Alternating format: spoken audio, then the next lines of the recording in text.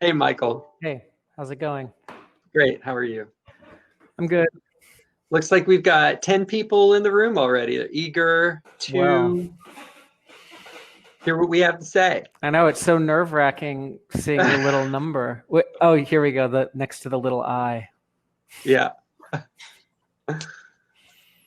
Hi, everybody. Hello, Andrew. Seems to be Hello. working.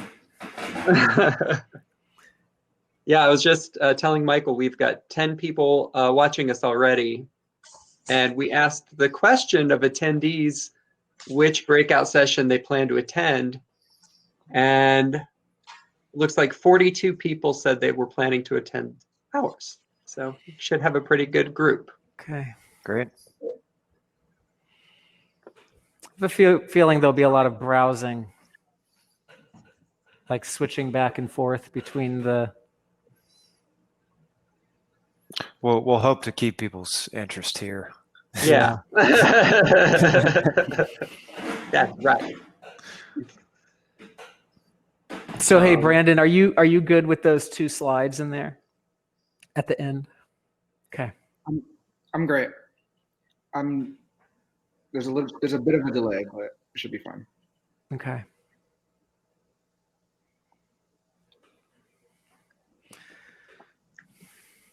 All right. I'll be right back, you guys. Oh. We'll start the session promptly at 11:45.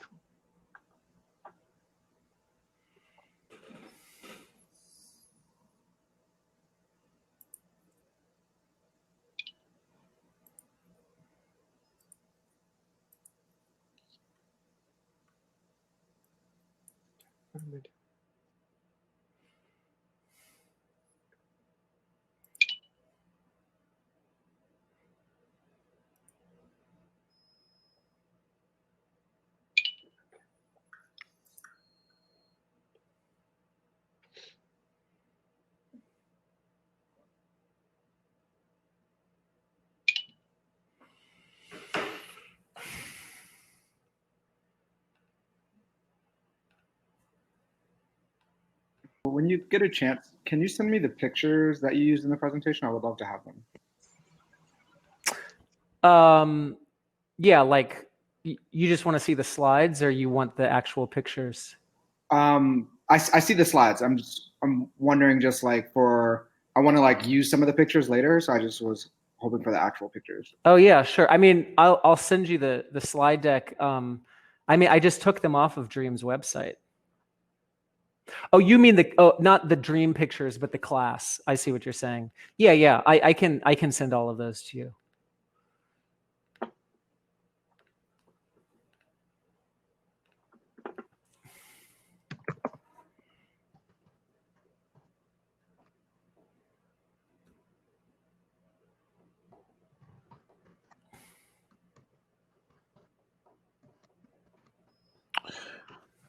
So, Andrew, can I go ahead and share my screen even though yours is up?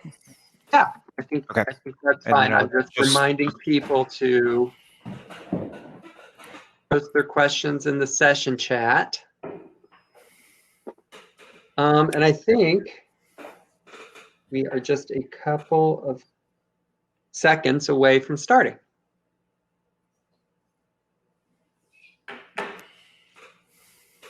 Yeah, but your screen appears to be sharing just fine, Jacob. Yep. By moving locations, I've solved all problems. Yeah, I see your video is a lot clearer too. Much less stressful. And there's no chance. For those of you who are watching, it's virtual conference comes with its own raft of. That's right. There's no chance of kids storming in either. Right. Okay, well, it's 11:45, so I'm going to go ahead and get this party started.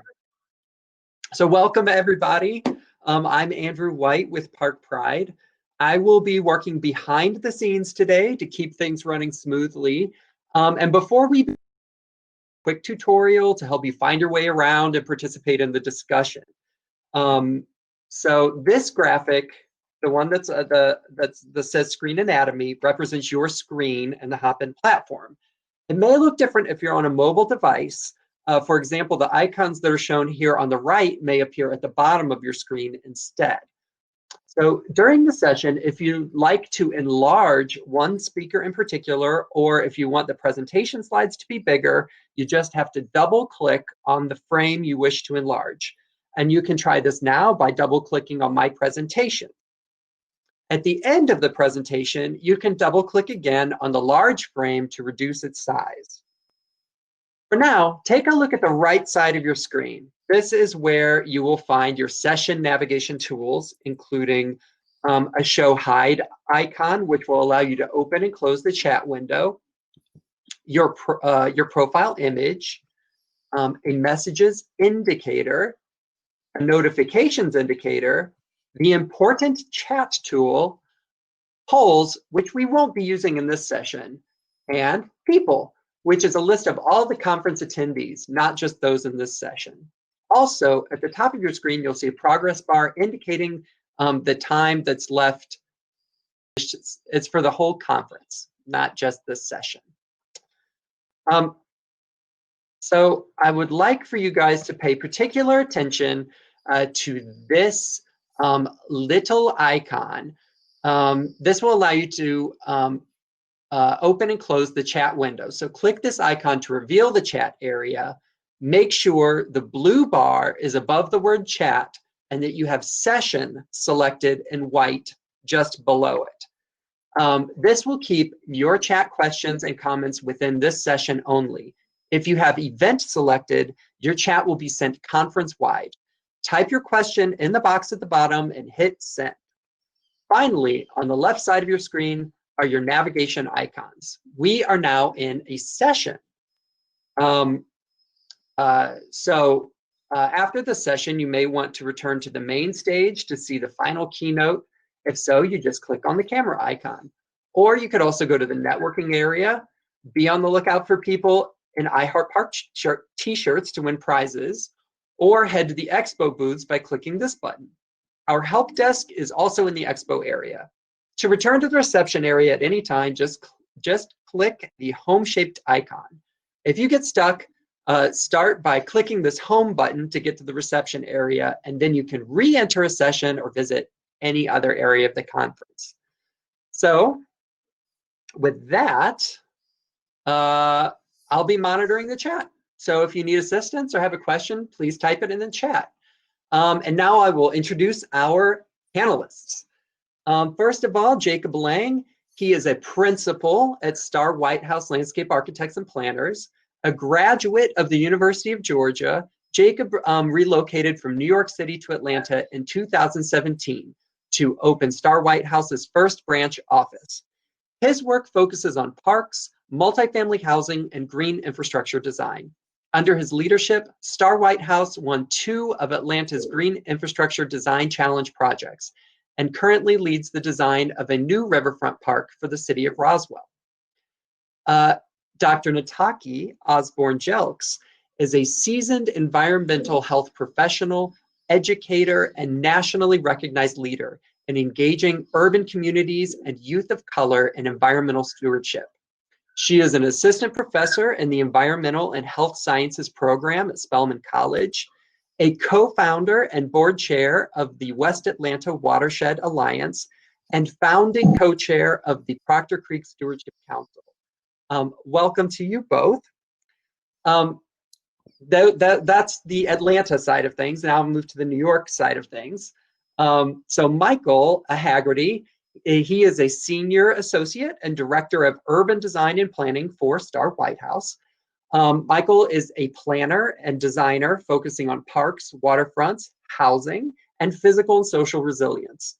Michael recently led a vision for a resilient East Harlem, a climate resilience plan for 2 miles of waterfront areas in Upper Manhattan.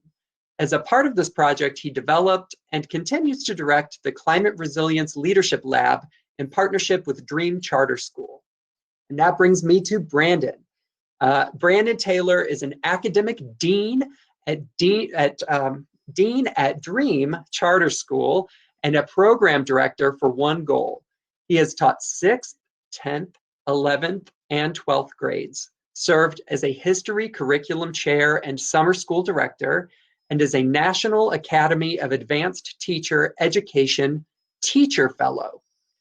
Developing historically informed methods of resisting oppression is a critical tenet of his pedagogy, ensuring that students see their education as an instrument in the movement for social change. So welcome to both of you. Thank you for joining us all the way from New York City this morning. So now I will hand it off to Jacob to get us started. Remember to type any questions you have in the chat, and we'll get to as many as we can after the presentation. Thank you, guys. I will stop sharing my screen, and I will hand it off. Great. Take it away, guys. Thank you, Andrew, and thank you everyone for being here. Just as a reminder, if you want to double click on the screen with the tilted box and image, Community Resilience from East Harlem to West Atlanta. So we originally assembled this panel way back in November of 2019, thinking that the conference would be in March. I'm not sure if anyone remembers November 2019 or how we lived back then, but when we found out that it would be virtual, and Andrew called to let us know that our panel would be included, we started to relook at the slides and review our notes and earlier planning discussions, and we're quite happy to find out that all of the messages and concepts that we had planned to talk about really had only grown in relevance across the last 6 months. And so I think that's both in terms of the importance of public open space in maintaining social networks and personal and mental health in the age of COVID, but also in terms of the social justice movement that has really re-entered all facets of the society, but that has really undoubtedly always been top of mind in the communities that we'll be talking about today. And so, as the title suggests, those are East Harlem and West Atlanta. West Atlanta more narrowly focused in this slide as Proctor Creek watershed. So in looking at these two communities, they share a lot of similarities, one of which Starr Whitehouse has offices in both cities, hence our interest in these places, but also just in terms of this shared cultural history and cultural production and output, which really sort of permeates American culture in many ways. And then on the other side of the coin, so this history of redlining and systemic racism, which has really put the communities that live in these places at greater vulnerability in the face of outside stressors, whether those are environmental, natural disaster, or economic. And so in looking at these places, I just want to set sort of a framework for how we think about designing in communities such as these. And it's really sort of echoes something that Christine said this morning in her keynote, which we really understand public green space as critical urban infrastructure. As a designer, what's particularly exciting about this is that it's multifaceted. It's not a single use infrastructure, and it really has these co-benefits that have impact across both physical infrastructure and social networks. And really, as we see it, it's the combination of these two, the integration of these two within the design process that really leads to the ability of designers and planners to create community resilience. One issue as designers, particularly in these communities, is that most often we are not from these communities. We don't live there. We haven't worshiped there, and our ear is not necessarily to the ground. And so, while we can really sort of tackle the physical space issues, the creation of green infrastructure to clean, improve water quality, improve watershed management, the strategic planting of trees to mitigate heat island effect, and all of these other environmental and physical impacts, we really found that the way that we kind of tap into the social infrastructure side is by forming these key partnerships with local institutions that are mission driven, and really it's about creating the process by which we design, using them as our sort of window into the communities to ensure that everything we do is in support of those people. And so with that, I'm going to hand it over to Nataki, and she's going to talk about some of the work that she's been doing in West Atlanta that gets at this idea of building social infrastructure. All right, thank you, Jacob. And if I could ask you to advance the slides, that would be great. You can go ahead and go to the next one. So I'm going to talk a little bit about community-driven education and advocacy efforts in West Atlanta, but really focusing in, as Jacob said, on the Proctor Creek watershed. And so I am representing work that I have done through the West Atlanta Watershed Alliance. We are a community-based organization that works in the Proctor, Utoy, and Sandy Creek watersheds, and we work to grow a cleaner, greener, healthier, and more sustainable West Atlanta. Next slide, please.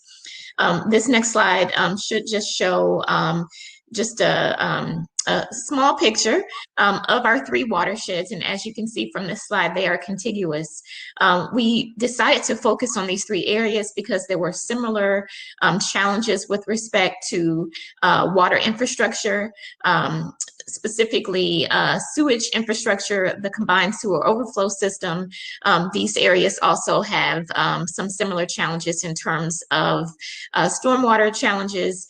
And when the organization was founded over 20 years ago, it was founded basically in response to community residents' concern about discriminatory wastewater treatment practices in West Atlanta. And at that time, there was a combined sewer overflow facility, essentially a mini wastewater treatment plant, planned to be developed in John A. White Park on Cascade Road in the Utoy Creek watershed. The community was not aware of this when the city council person from the area notified the community. When he found out, many of our elders formed an ad hoc organization called the Environmental Trust, which is a forerunner to WAWA. And what we decided to do upon founding WAWA is that it was important to not just tackle and address those negative projects, and the community and the Environmental Trust was successful in shutting down the plan to build that mini wastewater treatment plant in John A. White Park. They were able to get the sewer system separated in the Utoy Creek Basin, and from there decided that we could not only just focus on these negative projects, but we had to focus in on kind of a positive vision for West Atlanta. Next slide. So again, the focus for what I'll talk about today is the work that we have been engaged in the Proctor Creek watershed. And this is just a second map of Proctor Creek. I know Jacob showed one as well. You can go ahead to the next slide. Proctor Creek is significant for a number of reasons, and I'll get into that in just a moment. But what I want to say before I start talking about Proctor Creek is that what has been very important for WAWA in terms of building the social infrastructure that Jacob mentioned earlier, in a collaborative fashion with residents of West Atlanta from all 3 of these watershed areas. And we believe that process is just as important as the results. We could have similar opinions, similar wants and needs with respect to the outcomes that we want to see in our communities. But the way that we go about achieving those goals is just as important as those goals themselves. And so this is our guiding principle of authentic community engagement and collaboration. And this is the approach that we use whether we're working with fellow residents of our watersheds or we're working with other partners, inclusive of other nonprofit organizations, government agencies, academic institutions, and even for-profit businesses or design firms like Starr Whitehouse. Next slide, please. Proctor Creek has a long history. A lot of folks in the Atlanta area know about the history of pollution. They know perhaps a little bit about issues and challenges with respect to flooding and stormwater management. What people sometimes don't know is that there has been a legacy of engagement in the Proctor Creek watershed that spans over a century, in terms of people who've lived in this watershed have been the ones to elevate the issues and challenges with respect to environmental injustices that have essentially existed for for that amount of time. And so what we tend to try to do is to lift up the work that community residents are doing alongside other entities that have now got involved in the watershed and are contributing positively to the restoration of the watershed. But we see Proctor Creek as a creek in peril. It used to be a source of pride for West Atlanta communities, a place where people and children played, where people fished, and where people were baptized. Kids played in the creek, and we have, a number of elders who tell those stories about, when they really saw this creek as a huge asset. They learned about wildlife, about the birds, about the critters, and they, discuss over time the horror that they have experienced by seeing this water resource be polluted by illegal dumping, be impacted by erosion and sedimentation, and also be impacted by flooding. And that's pretty significant because lots of people live streamside. This creek flows through people's front and backyards, school grounds, and public parks. So many of the challenges and stressors that impact the water itself and the watershed directly impact people in terms of their health and their quality of life. Next slide. So Proctor Creek and its communities have numerous challenges, and I've listed some of those. I might add to the list that I've already mentioned that Proctor Creek suffers from aging sewer infrastructure, from a disinvestment, in the urban core, as well as, things like illegal dumping, which I've already mentioned. Also, in terms of the lack of investment in our stormwater infrastructure and built environment infrastructure in this part of the city, we also experience flooding events in the Proctor Creek watershed, many of which have been very devastating to residents of the watershed. Next slide. Where Wawa has come in to help to address many of these challenges has been through our community and student engaged research and hands-on work. So that has included working with local colleges and universities, like all of the institutions in the Atlanta University Center. I actually work at Spelman College, and our Spelman students have been very engaged, but not only Spelman, but students from the other AUC institutions, as well as students from Georgia Tech, Georgia State, Emory University, so on and so forth. What we try to do is to make sure that residents are at the center of this work, that they are helping to really lay out the plans for what we research, for the things that we pursue, and how we engage students and other entities alongside residents to do this work. Next slide. And so I have just a few pictures coming up of some of this, what we call community science work. Many people call it citizen science, but that work has spanned a lot of different areas, from water quality monitoring that you see here on this slide. In the previous slide, there was water quality monitoring, as well as mapping, what we call participatory mapping, to look at areas that are challenged by illegal dumping, also areas that have been challenged by inadequate stormwater infrastructure. Next slide, please. And that work has also included community residents working with federal agencies like the US EPA and like the US, I've lost it just that fast, the U.S. Fish and Wildlife Service, to do things like conduct fish and crawfish surveys of Proctor Creek, to get an understanding of just what life exists in the creek and how pollution might be impacting that life.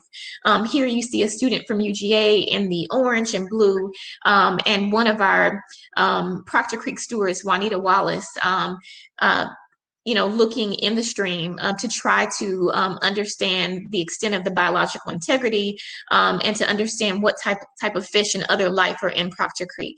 Next slide. I guess what I will sort of end with is that this type of collaboration is what we really need to make sure that Proctor Creek ends up being playable, swimmable, and fishable again. This is the authentic community collaboration and engagement. It's building and investing in the social infrastructure. It's seeing community residents as part of the solution, not just those who we inform about what we're doing to restore this watershed. We are engaging them system in making sure that we have the proper diagnosis of the issues and challenges in the watershed, whether we're talking about pollution or challenges with stormwater infrastructure and flooding. And it's also about making sure that those residents are a part of implementing those solutions. Perhaps when we get into the Q&A, we can talk about some of the other initiatives that residents have been involved in with organizations like the Conservation Fund and Park Pride around the Parks with Purpose projects, where not only have community residents been the ones to signal the fact that we needed parks and green spaces that would achieve this kind of multi-solving approach. They would provide parks and green space for all the quality of life amenities that they provide. But they would also address things like flooding. And not only have residents helped to develop the concepts and ideas for developing those parks and green spaces, but they've also been engaged in installing the green infrastructure and building out those parks. So I'll stop there and just, sort of end on a note that I started with, and that is that process is just as important as results.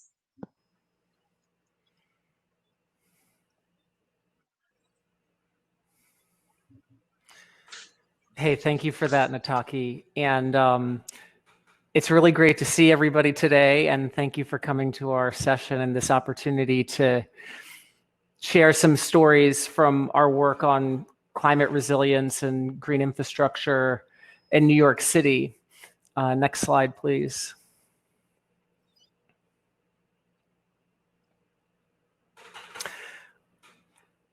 So in New York City, the design community and the local planning community, really began focusing on adaptation and climate resilience after Hurricane Sandy 8 years ago, which knocked out power and transportation and services in Lower Manhattan and across the city for many days. Next slide, please.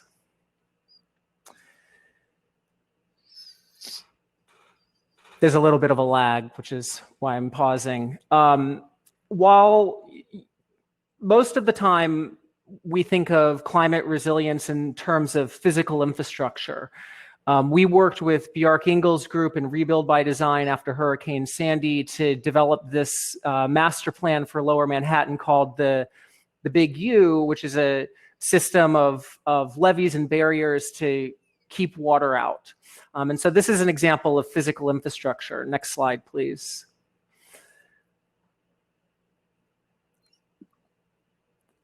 But the other side of resilience is social infrastructure. And that was something that also came out in Hurricane Sandy. And this image here of people going uptown from Lower Manhattan to access electricity to charge their devices, for us really embodies this idea of physical infrastructure and social infrastructure coming together. And in this small portal to the energy grid, you see people coming together, people communicating and connecting with one another. Next slide, please.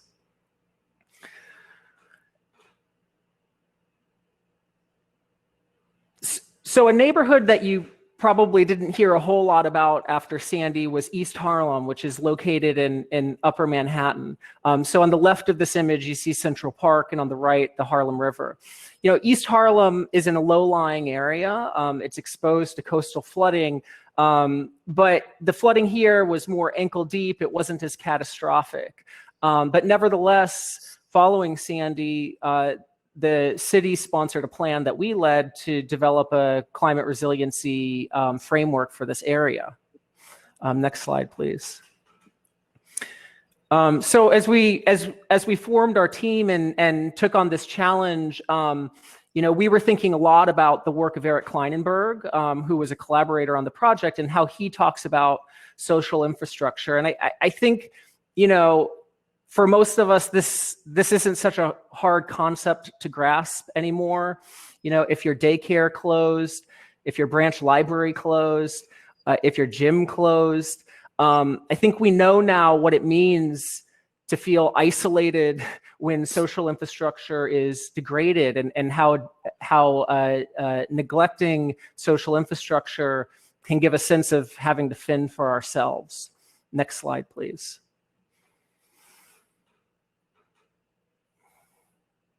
So we were interested in this question of what would it mean to anchor this planning process in what we could consider, a great example of social infrastructure in this neighborhood, East Harlem.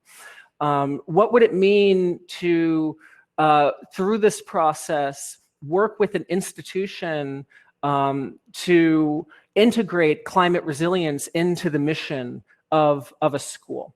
And so this is Dream Charter School. It's a high school in East Harlem that we partnered with on this project. And this is Jared Francis on the first day that this high school opened, greeting the students. And the school really became the kind of home base for our team.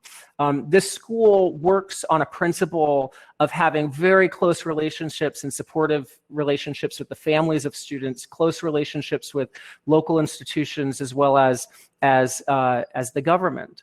So it was really this network that we were working through as a planning and design team. Next slide, please. So I'll walk you a little bit through this plan. The New York City Parks Department was the sponsor of this plan, and there was a real focus on parks because the parks jurisdiction extends for most of the waterfront in this area. But also the Parks Department has a number of facilities in parks in East Harlem. And, we looked at 4 climate threats or risks: sea level rise, coastal surge, cloud burst, and extreme heat. Next slide. And part of developing this plan was really understanding the ecological and social history of this neighborhood. In these maps, you can see East Harlem kind of towards the lower side of the map, in the center where there's a little inlet. And what these maps are showing is the ecological and urban development of Manhattan as a whole. How East Harlem as a neighborhood actually began as a salt marsh. And after the 19th century famous urban grid was overlaid on Manhattan, the neighborhood and that salt marsh was eventually filled in. In the 20th century, redlining and then the legacy of urban renewal led to a condition where you have one of the largest concentrations of public housing and affordable housing and low-income population in the city living in a floodplain that's exposed to coastal risks. Next slide, please. So our team modeled these risks. On the left, our modeling of cloudburst flooding on the right. Of coastal flooding, we assessed impacts on critical infrastructure, population, and housing. Next slide, please. And our team was also very interested in uncovering the relationship between spatial equity and waterfront access in the city. And so we did an analysis here that actually surprised us in some ways, an analysis of waterfront access from the urban grid. And on the left, you see a map of Tribeca and West Village, which are quite affluent neighborhoods in Lower Manhattan. And in those neighborhoods, you have an access point to the waterfront basically about every 500 feet. And then we looked at the same condition in East Harlem and Central Harlem. And what we found there is that access points to the waterfront are distributed in quarter-mile or more increments. And to us, that's a real expression of a spatial equity issue and access to natural resources and the waterfront. So our vision is all about how do parks become part of a climate resilient system? How do parks become interconnected? And how do those interconnections bring residents in the neighborhood to the waterfront? Next slide, please. So the plan is grounded in several principles that as Parks does future planning and investments in this community, guide those activities. So those principles are managing stormwater, creating resilient public spaces, and adapting the waterfront. Next slide, please. First, we developed what we called a decentralized approach for storing and retaining and managing stormwater in public spaces in order to limit the amount of water in a cloudburst event that would need to be stored or somehow pumped out of the neighborhood. Next slide, please. We developed a series of prototypes for public spaces that integrate stormwater management into public space. So many public housing developments in New York City have these basketball courts and handball courts. Here we were looking at how you could adapt one of those spaces to create a water square for surface storage of water. Next slide, please. And then the third principle was adapting the waterfront and looking at ways in which the waterfront might be elevated over time to provide coastal protection for hurricanes. Next slide, please. And we've continued this work with the Parks Department. Starr Whitehouse is currently designing a waterfront park at 125th Street in Upper Manhattan and integrating the principles from the resilience plan into the design of this new space. Next slide, please. And one of our, aspirations for this new waterfront space is to try to begin to address some of the spatial inequity related to waterfront access uptown. Next slide, please. So that's the kind of technical and design aspect of our plan.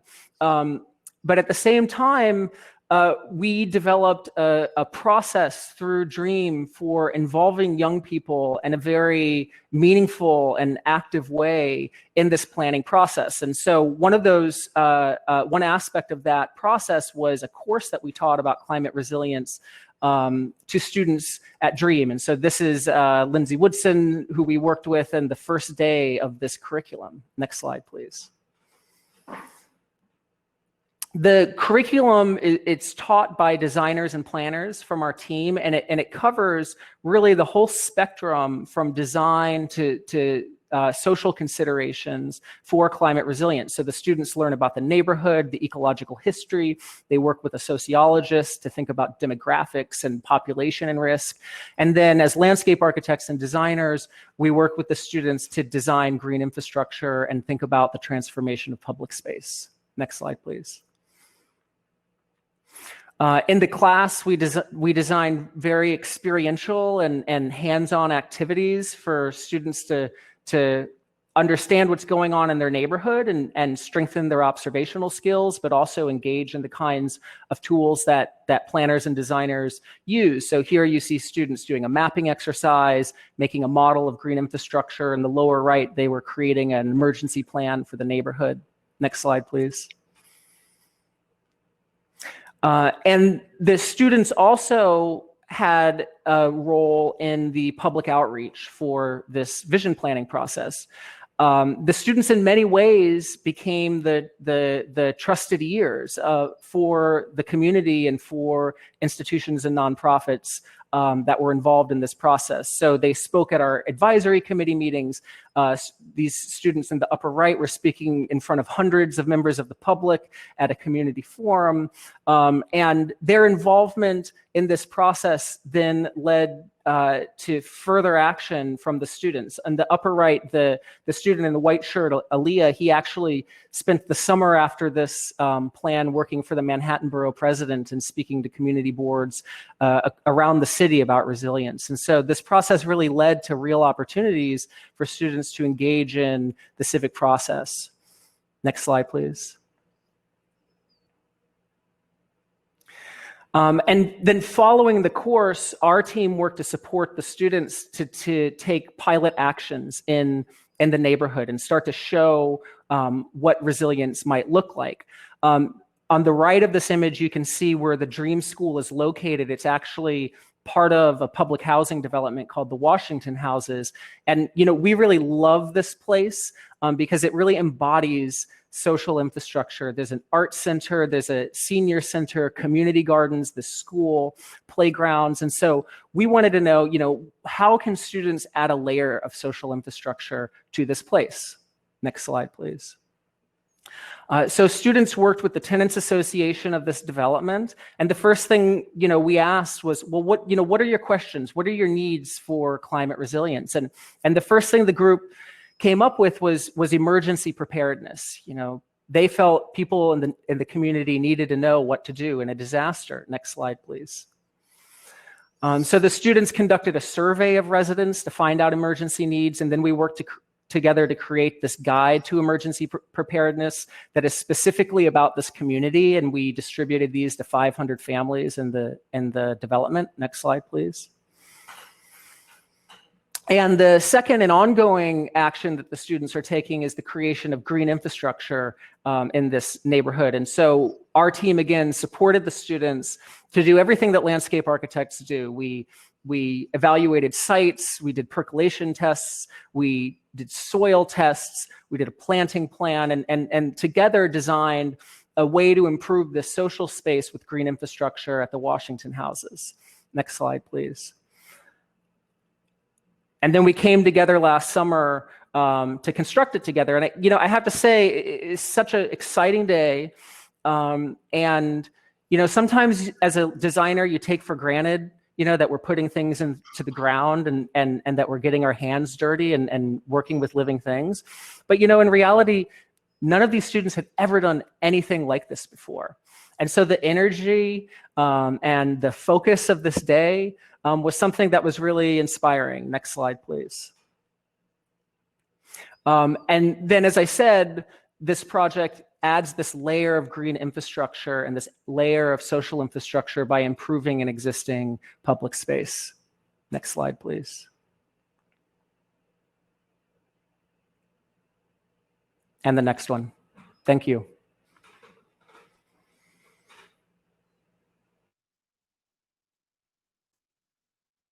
So my name is, I'm now the director of curriculum and instruction at Dream Charter School. And I'm so excited to be here with you all today. I am an alumnus of the Teach for America program in Atlanta. So I have, it's been really great to hear the connections between our work and the work that's happening in Georgia. I want to start by just speaking to how unlikely it is that this work would take place. We are in a predicament in New York City where there are 5 exams that students have to take in order to graduate from high school. So there's a lot of mandated coursework and accountability goals that we have through our school. And so introducing a curriculum that would not directly support the academic outcomes was a challenge, but it was something that we were able to move past when we saw all the ways in which our students truly benefited from this coursework. We have students who the majority of our students come in via a lottery. So the majority of our students live in the public housing that surrounds the community. And so many of them, through this experience, were able to see parts of the neighborhood that they have never seen before and have experiences and meet people who they otherwise might not have had the opportunity to interact with. So there's a growth in students' cultural capital that we see having a true benefit, not only on their current outcomes, but their long-term outcomes. I've seen quite a few students pictured have a significant change in their orientation towards justice. We spoke about the fact that when students learned where the majority of public housing is and why it's been placed there, these are their homes. So for students to process the inequities that exist in their communities, the curriculum was able to respond to their lives and their experiences in a way that their traditional curriculum does not. So we also saw teachers grow through being able to see the work that the students were doing via this program. So teachers are able to see what it looks like to take students outside to learn, what it looks like to really engage students in activities and work that respond to their experience and the outside world. And I think when we think about, I'm in the process of starting a new school year.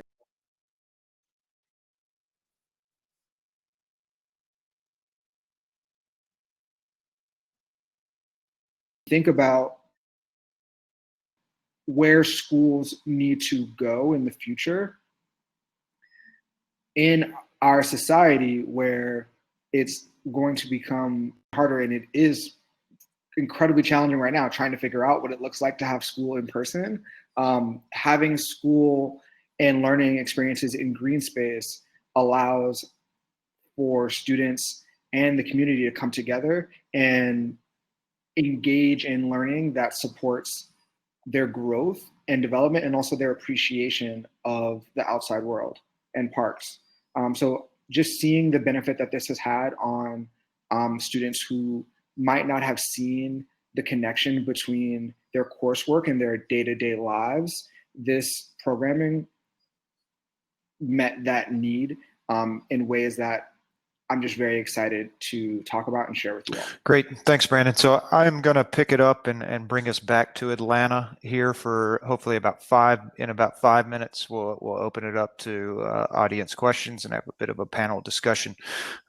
So really our work to adapt what had been done in our office in East Harlem starts really with the Department of Watershed Management's Green Infrastructure Design Challenge. So want to give them a shout out. You know, this is a unique design RFP in that there was a requirement baked in that requires you to have a community partner on the team. And so in many ways, the social resilience building aspect of what we're trying to do here is already a requirement. The second piece is a required conceptual design. So it allowed us in the proposal process to really build these partnerships and start to think about how community engagement could really be put at the forefront of the design process. So there are 7 sites total, and the first one that we landed on was here in the upper reaches of the Proctor Creek watershed. It's along a historic stream that long ago had been piped and filled over, and what on the face value is quite diminutive, sort of just standard residential lot. You know, as we started to dig into the analysis of the site, all of these potentials for combining the physical and the social started to reveal themselves. So, you know, it's a 0.3 acre site that is required to treat over 30 times the drainage basin area of the site itself. So just from a technical challenge, it was quite exciting for us to figure out how that works. At the same time, it's nestled between what is already a fairly robust open space network and positioned such that it has some potential for enhancing those connections, both from an ecological standpoint, but also sort of a use standpoint as people move between and through them. And then aiding that is this location relative to transit. And so there's great access to the site. And so while it's small, there's this potential for a much larger impact, just given the number of people who could conceivably make their way to this site. And then finally, it's at the convergence of these 3 historic neighborhoods that have a lot of existing institutions, both cultural, educational. And so as we started to think about how we approach the design of this, you know, how sort of at the heart of it was how do we design a site that supports sort of these social institutions that are already there and operating within the neighborhood. And so we really returned back to the great work that Michael and Brandon and folks put together for East Harlem Resiliency, and really thinking about this curriculum that we had under our belts, and how do we adapt that, what was within a planning study on one side, and adapt that to a physical site design. And so we sort of shuffled the deck of the curriculum modules here, and on the left side, if we start with sort of these physical infrastructural components, and then marry those with the social on the other side, then can we get to a point where we're converting this small site into something that really creates community resilience? And so to do so, we partnered with Wawa and Itaki and also Spelman College and another professor at Spelman, Dr. Nir-Jean Dekal, who teaches a hydrology pre-engineering course, and with their students and with the youth engagement that Wawa is already sort of active in the neighborhood, we developed this tripartite engagement strategy that starts to build the process into the design, as Nataki spoke to. And so, thinking about neighborhood dialogue, so really going beyond this idea of the public presentation and public comment period, and really getting the community out into their neighborhood, walking the alignment of the historic stream, understanding the impacts that are created from urbanization and piping those streams, and to understand how this one small site starts to feed into this much larger system and have impacts that go beyond the four property lines. Youth education really at the heart of it. So how do we not only engage youth in the design process, so they're working through some of these ideas, at generating design ideas, but also how do we design the site to support youth educational programming well past the point of construction and ribbon cutting. And so thinking about water quality monitoring due to at the outlet of the green infrastructure, how much storage is taking place so that there's these real hands-on or concrete results of the work. And then from an economic development standpoint, really tagging on to a lot of the great work that's been done at the Parks with Purpose initiative, and really ensuring that the economic benefits that come from building this space and then maintaining it long-term, how can we plug in existing programs such as CREW to really ensure that the local community and local residents are part of that construction and development. And so with this framework set between this partnership, we developed a conceptual plan which really starts at the surface level of managing stormwater. And so here it's about utilizing this entire small site to maximize every square inch of it to support this much larger drainage basin, and then doing so in a way that weaves its way through the site in a very circuitous fashion, so that you're elongating not only the course of the stormwater, but elongating the potential experience that the community can have, and then layering on top of that this system of paths and congregation pods that create a longer experience through what's a small site, but that also interact with the stormwater course at every twist and turn to really maximize these opportunities for interactions between people themselves, but also between people and natural processes.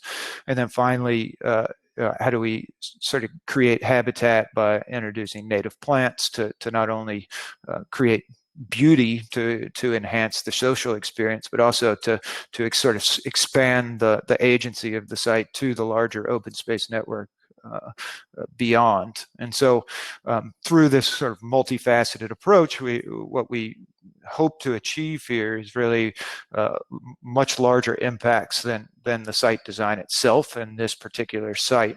Sort of through these educational programmings that it might support, can something come from it where students start to identify other sites that are prime candidates for this, looking at sort of alignments of historic streams, doing some analysis around vacant land or city-owned property that could be candidates, and then also just providing this beautiful amenity for social congregation. And so we really see it kind of as the pebble in the pond that ripples well beyond the point where the pebble lands on the floor. And so with that, I'd like to turn it back over to Andrew and field as many of your questions as we can. I think we ran a little longer than we'd hoped, but we do have 11 minutes. So thank you. No, thank you guys. That was really great. It was a really great conversation, some beautiful graphics that you guys shared, and some really great stories of what's going on in both East Harlem and West Atlanta.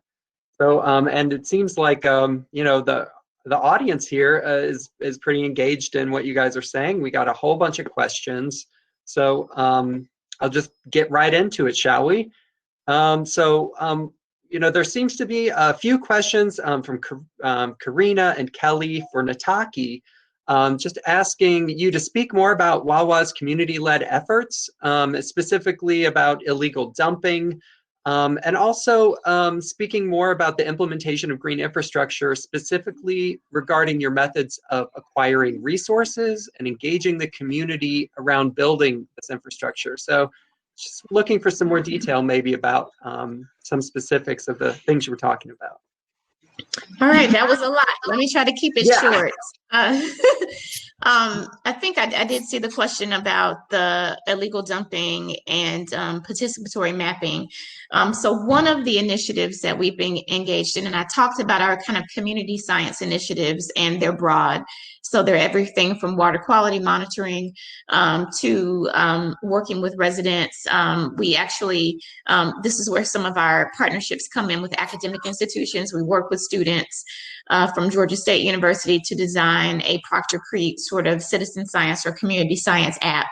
And so the residents, you know, helped us to determine what they were most interested in mapping. And so illegal dumping was one of those things, both in land and on land and in water. They also wanted to map where the stormwater infrastructure was a little bit faulty or non-existent or just not working well, and then where there seems to be persistent flooding. And so we developed that app collectively and collaboratively and we piloted it. And so we're hoping now to kind of expand it a little bit more. But through that process, you know, we paid our community scientists who helped to, you know, come up with the design and, you know, the types of queries that they wanted the app to be able to, you know, to sort of dictate. And that was a collaborative process, you know, really led by the community, but with the assistance and help of students from Georgia State and a professor there. Also, I could just mention the Proctor Creek Trash-Free Waters Initiative, which is part of the Urban Waters Federal Partnership that's headed by EPA, but my colleague Daryl Haddock has served for the last 4 years as the Proctor Creek ambassador. And so he is one of the leads on that project. City of Atlanta, Chattahoochee Riverkeeper, Groundwork Atlanta, Georgia Stand Up, and others are also a part of it. And so there has been a large, what we call a band-along trash trap installed in Proctor Creek, as well as a couple of smaller, they're called litter getters, and they're all kind of contraptions that help to collect trash. The idea is to, you know, have a world without waste and to reduce pollution in Proctor Creek in particular. Also, we've worked with, you know, students at Georgia Tech to help us with some initial kind of studies to determine where we would place each of those contraptions and that sort of thing. And that is another idea that just bubbled up directly from the community. Folks wanted to address, you know, illegal dumping, again, not only on the land, but in the water. And so I'll stop here because I know there are questions for other folks as well.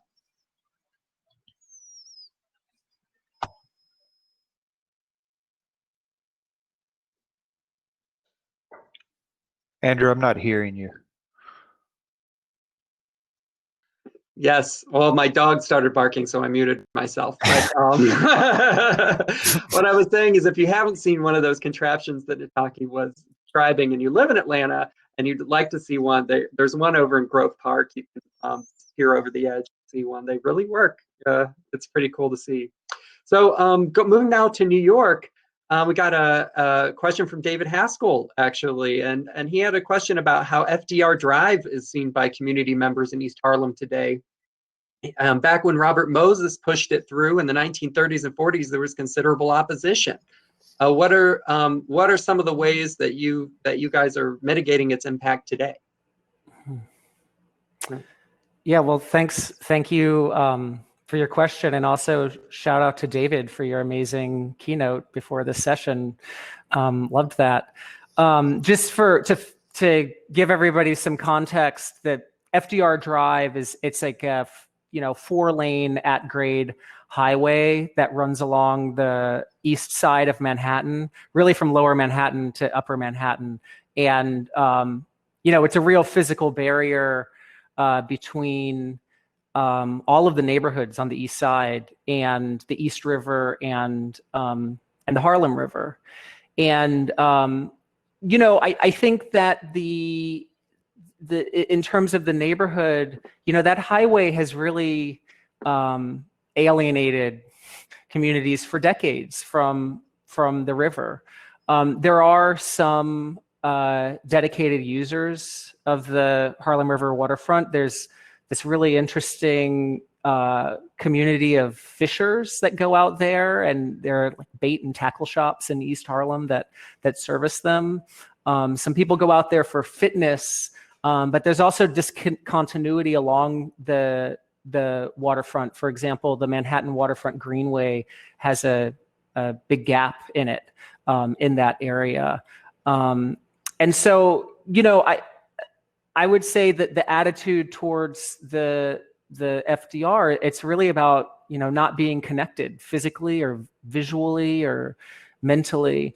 And in contrast, on the west side, in that slide that I showed where we did the comparison, you used to have an even worse condition on the west side. Up until the 70s, you had an elevated highway along the west side of Manhattan that completely cut those neighborhoods off from the Hudson River.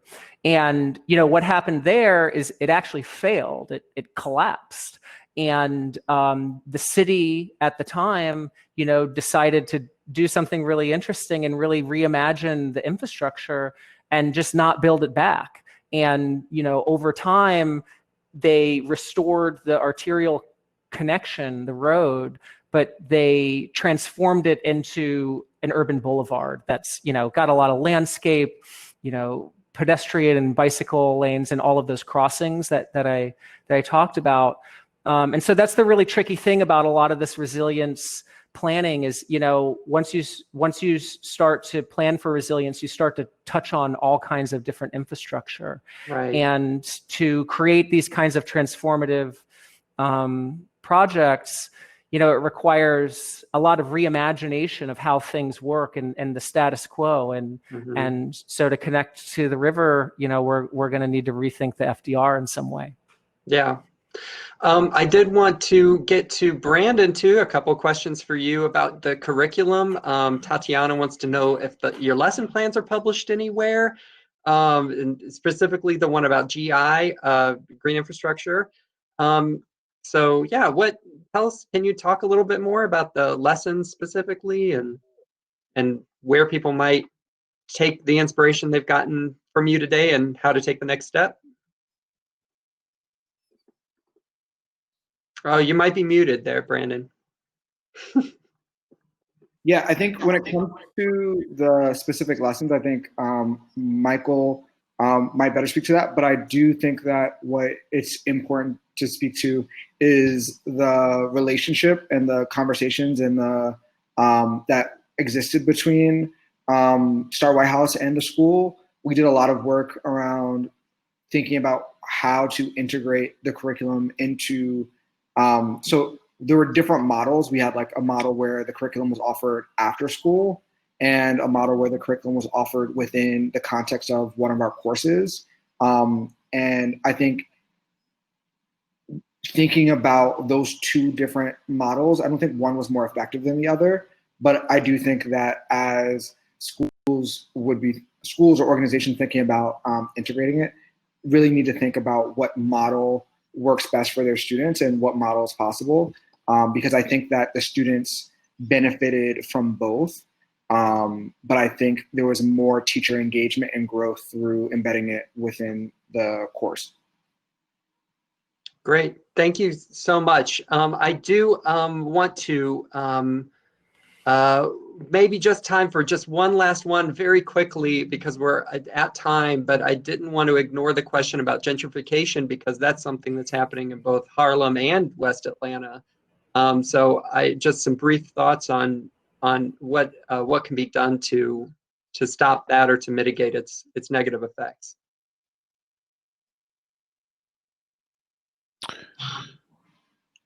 I just Who wants? I can Anyone? briefly I would just share that it's the long-term impacts of gentrification will be on students and families who these neighborhoods or are living in neighborhoods that they potentially won't be able to live in as adults. So I just think it's so important and so crucial that students have an opportunity to learn about gentrification, what it means for them in their future. So I think that students have a lot of ideas about gentrification. They see their communities changing. And so it's just so important that we engage young people in conversations about gentrification, what it means for their lives and life. If I could just add, since this is the okay. Yeah. If I could just add, since this is a Parks and Green Space conference, in terms of, our new parks and green space developments, they cannot be done in silos. Prior to, breaking ground, we have to be clear about what benefits will come to those communities and how park developers can, work with those who are working on housing policy issues and other things to make sure that there are mechanisms in place that don't displace people. What is a huge tragedy is that, new parks and green space projects are being planned and designed, and there's talk about, connecting communities that haven't been connected, or, bringing these needed amenities to communities that have been underserved. But if we are not also making sure that those communities don't get a chance to stay in place to reap the benefits of those, new amenities, then we've done, a huge disservice to those communities. So that policy piece has to be key. Parks folks can't work in silos. The housing folks, economic development folks, we've got to be working all together before we are, putting, digging up the first bit of dirt or putting down the first, whatever needs to be laid to make sure that parks are developed. Great. Thank you guys so much for joining us and for participating in today's session. Thanks especially to our panelists for tuning in. I know that Nataki and Brandon are in the throes of planning for a new semester of school, so really appreciate your time today. This was a great discussion. So next, I'd like to just invite everybody to go back over to the stage area where we'll hear from Wandy Stewart one more time. She's going to share Park Pride's final Inspiration Award winner of 2020. So just click back over to the stage area, and then after a short break, we'll return to the stage to hear the final keynote, Jason Ward, at 1 p.m. So thank you guys, and enjoy the rest of your time at the conference. Thank you, everyone.